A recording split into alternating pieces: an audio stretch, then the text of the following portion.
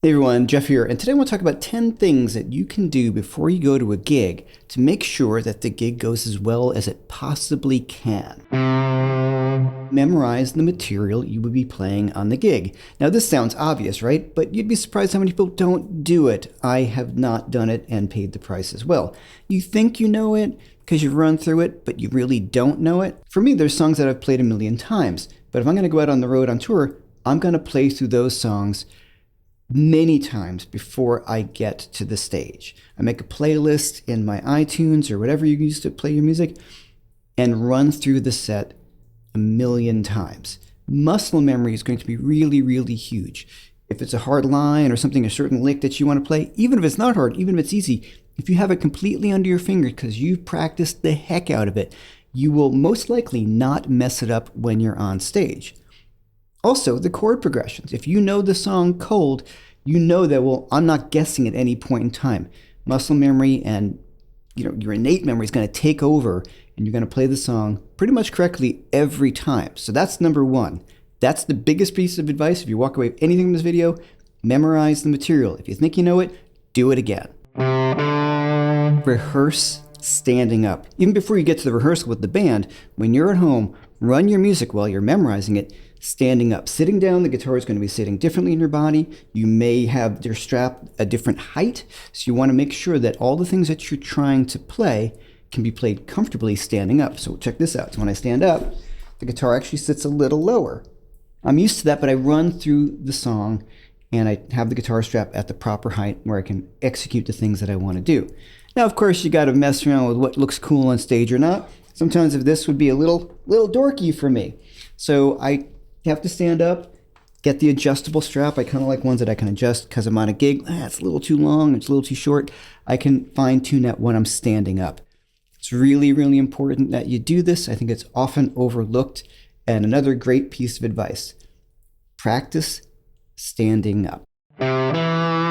Rehearse at gig volume. It's very hard to do when you're at home, when you're plugging in your pedals and you're trying to turn up your amp a little bit and it gets really loud, people are complaining, and you're in a house, it's important that you go to rehearsal space with your amp and play with your band at volume, because the way you set your pedals at a low volume is going to be very different than how they're going to react when you turn up.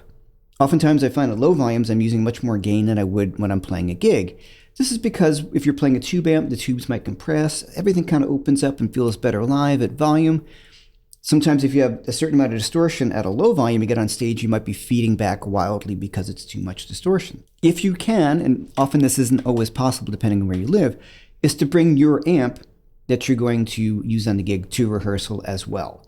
That's the only way you can really get to know your gear, is to turn it up and to actually gig with it. It's not always easy to do, but that is really, really important. Just a quick break here to ask you to like and subscribe as always. I have my Fundamental Blues Licks course on sale for a special price using the link above or below. Now, I know it's a cliche, but music is a language.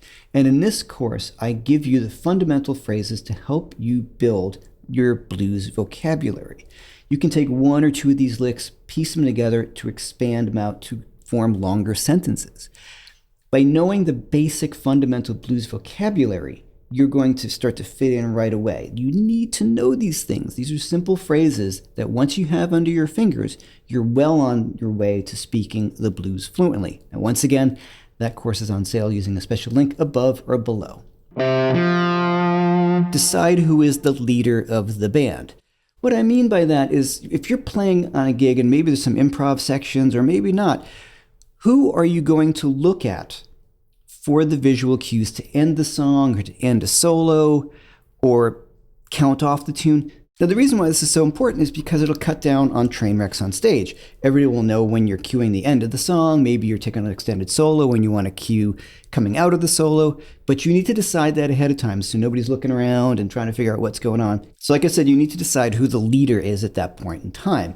If you don't do that and you start kind of missing these cues, you can look really unprofessional and really sound unprofessional as well. All those things can really undermine your confidence on a gig. If you miss a cue and you messed up, and sometimes you just start thinking in your head like, oh, we messed that up, oh, we stink, blah, blah, blah, blah, blah, and then you start to do the spiral. This goes back to number one, know the material, but also decide who the leader is, who's going to cue the sections of the song. Whether they're the leader of the band or not, doesn't really matter. They're the leader on stage for the cues for the music. Now, just to add to that, do not give subtle cues on stage. Do not go like that. You need to really cue the people in the band. I'm done. A big, guitar up in the air, or you just kind of make sure everybody sees you and you count it in and you do the guitar headstock and you come down at a downbeat so they know when you're ending the song. Really, really important. The subtle cues will always lead to disaster. I know this firsthand because a lot of times I was a bit too subtle with the cues until finally somebody in the band said, dude, you got to let us know more than just kind of raising your eyebrow that it's time to switch sections. Because you have to make sure that everybody is paying attention. Also, as a band member, you need to be paying attention all the time. You don't want to keep on staring at the guy, but those times when you want to look at the leader to see what's happening next. I've played with a bass player that I don't really play with anymore. He keeps on closing his eyes during the gig. And I got a cue coming up and I'm looking, my solo's done. He's got his eyes closed and he's playing. So I got to keep on with the solo. Maybe if I've gotten the solo to its end point, yeah, it's great. It's done. And I look to cue the band and he's in his own world with his eyes closed playing bass. I missed the climax of the solo and I got to keep on going because he wasn't paying attention. One more thing.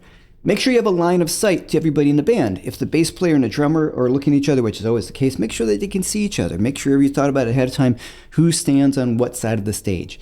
Now, usually the bass player wants to look at the drummer. I found this to be the case most of the time.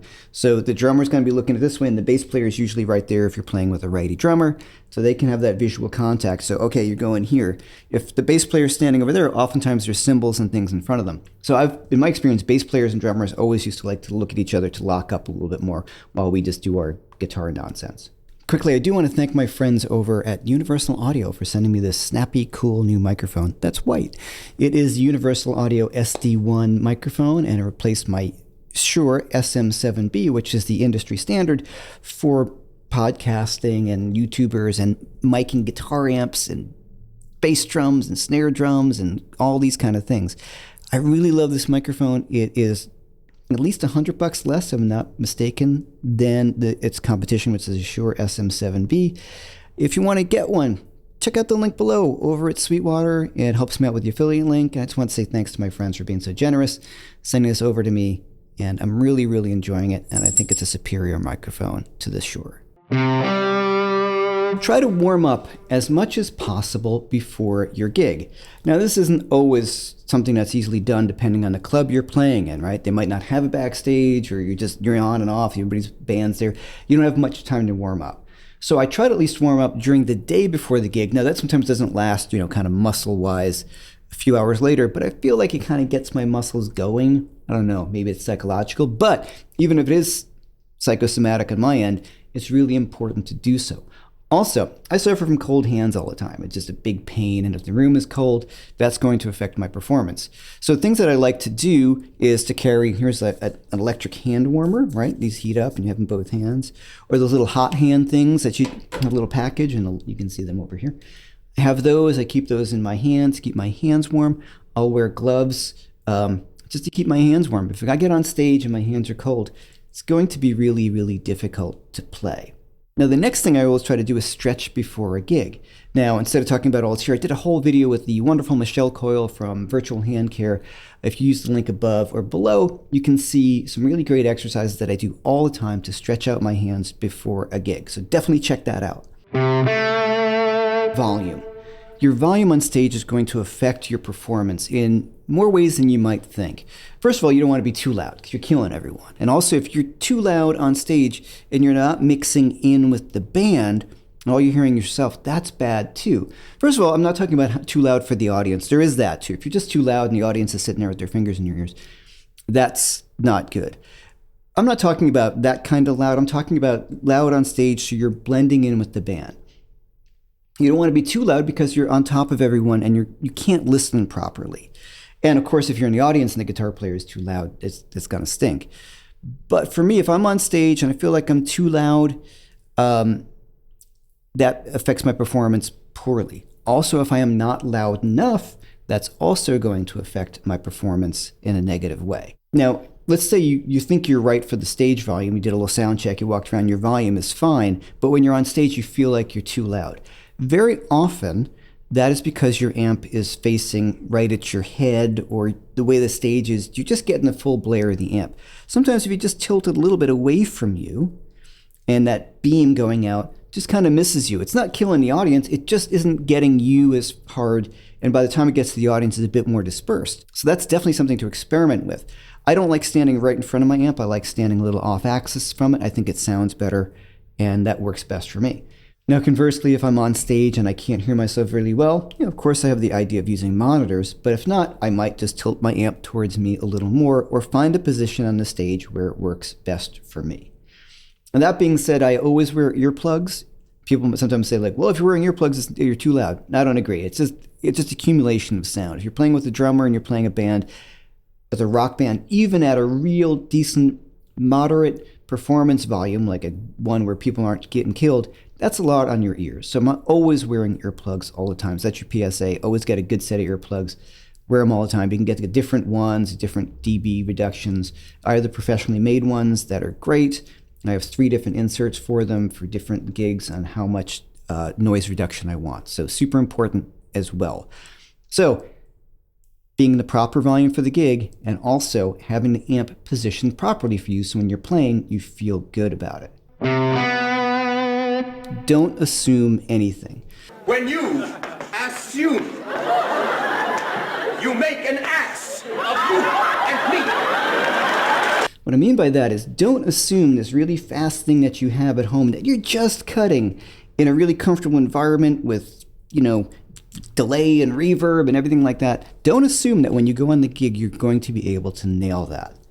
I sometimes I feel like I revert back a little bit in time on my playing. If there's something really cool or fresh that I'm working on, sometimes it just doesn't come out live yet because it's not under my fingers or in my playing, so I'm not really comfortable with it yet. So I'm not going to assume this really difficult thing that I've been working on is going to come out live. Now, this really plays up to the things we've talked about previously, like practicing at the right volume and all the setting your amp and all those things like that. Often one technical thing that's really important to understand is if you're practicing, say, legato, right? You're worked on this legato stuff, and it sounds great at home. You got the perfect sound in front of you, whether it's from a plug-in or like a digital modeler or your amplifier, and it sounds amazing. Then you get on the gig and you find like, oh man, I'm really struggling. One of the reasons why you may be struggling is, one, you don't have it under your fingers well enough, or since you're at this different volume, which relates back to the play your gear at volume, you might have too much distortion on and you're getting feedback, or you might need a little bit more gain to get the legato working for you. Or maybe you're not loud enough and you're playing too hard, because sometimes if you're not loud enough, you're struggling and you just want to pick harder because your mind feels like, I got to play louder. That's not going to do it, because that's going to affect your technique adversely. So that's really important. Also, the flip side of that, sometimes the really easy to play settings can be a little mushy live, maybe too much gain, they can get feedback, too much string noise. So there's a lot of factors, especially when you're trying to do something a bit more technically involved, or even just supersonically involved. Like, man, I want to get that feedback in this great note. Don't assume that that's going to happen on the stage each time. So a few little ideas there, of course. But the first thing is, don't assume if you're trying to get something really, really tricky, you really have to make sure you know it, and make sure it's all dialed in ahead of time. And don't assume that you're going to be able to pull it off every single time. Be kind to yourself is really important. Next is, we all want to look cool on stage, right? So you bought this really great jacket that you want to wear on the gig because it looks awesome. Did you try rehearsing wearing that jacket, at least at home? Did you try wearing, if you're wearing a scarf or a necklace or something, wristbands or whatever you want to wear, can you play the guitar with them? And you don't know, sometimes you're sitting down, everything's fine, you stand up, you realize that the jacket sleeve is getting stuck in the bridge, you can't mute, the sleeve's too long, if you roll up that sleeve, it feels a little tight on your arm. I had this happen when I was shooting a video. I was wearing a denim jacket, it looked kind of cool, couldn't play, so I rolled up the sleeve and it was just too tight on my arm, so I couldn't wear that jacket. So I'm really conscientious of what kind of clothes I wear, so I don't have a clothing mishap. I have seen people wear a necklace and it gets stuck on the guitar and then I get this. So all those things like that you need to try out before you actually hit the stage. Like I said, it's great to look cool, but you want to make sure what you're wearing does not interfere with basic things like playing the guitar. And finally, someone brought this up on a live feed and I thought it was really cool, so thank you to Leland there. The audience wants you to succeed. So oftentimes as guitar players, we think, I think I'm just playing for a bunch of guitar nerds, which is probably true. But they're not there to have their arms folded to see what I can't do or wait for me to make a mistake or anything like that. Most people don't know if you've made a mistake unless it's a complete train wreck or you hit a terrible note. The main thing that people will notice is if the band falls apart, right? That time gets lost. But if you hit a bad note, just keep going. Don't let it get you down. It's very difficult to do that, and that's a skill on its own. So don't forget, hopefully everybody at your gig is there to see you play, and they want you to do well. They're on your side. They're not enemies, they're your friends. So if you go in doing all the stuff I've kind of mentioned before, chances of you failing are going to be even slimmer than what you think, but the audience isn't there to see you fail. They're there to see you succeed. Now, I hope you enjoyed this list. Please add to the comments below what you would suggest as well. I know there's going to be a million things as soon as I'm done filming this video that I'm like, oh, I should have put that on there. But here's some good ones. I hope you enjoy this. And hey, like and subscribe really helps me out. Don't forget to check out my Fundamental Blues Licks course on sale right now for a special price using the link above or below. And I'm Jeff, and I will see you the next time.